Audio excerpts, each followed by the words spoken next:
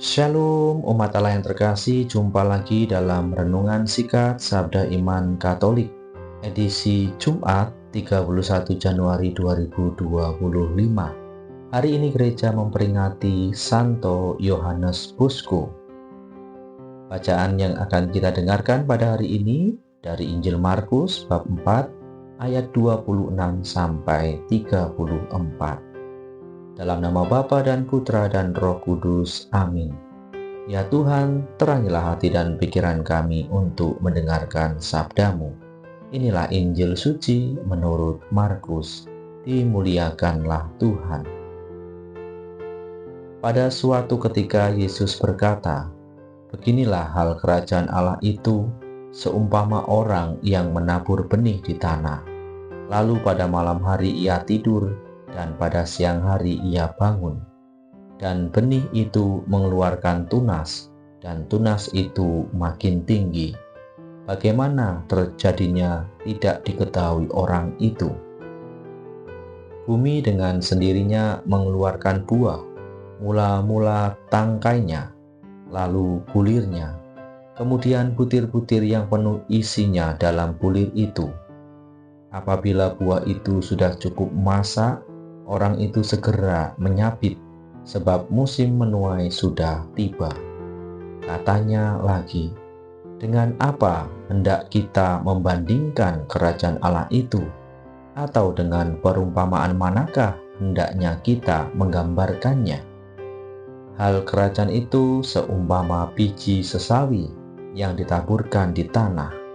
Memang biji itu yang paling kecil daripada segala jenis benih yang ada di bumi.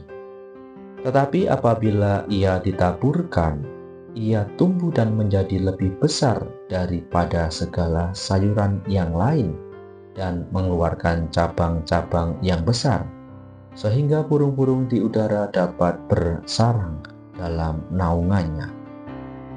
Dalam banyak perumpamaan yang semacam itu, ia memberitakan firman kepada mereka sesuai dengan pengertian mereka, dan tanpa perumpamaan ia tidak berkata-kata kepada mereka, tetapi kepada murid-muridnya ia menguraikan segala sesuatu secara tersendiri.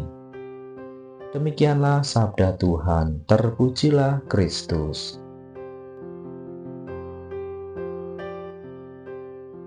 Sadar atau tidak sadar, segala yang kita taburkan melalui perbuatan kita pada dasarnya akan menghasilkan buah.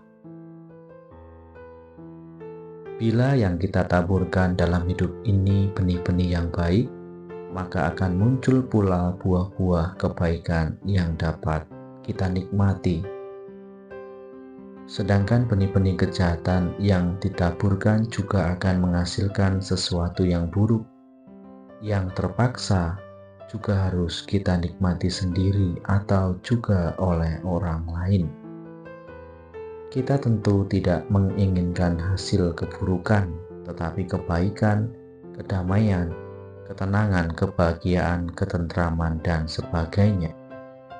Kita tentu tidak menginginkan hasil keburukan, tetapi kebaikan, kedamaian, ketenangan, kebahagiaan, ketentraman, dan sebagainya yang menjadi situasi kerajaan Allah.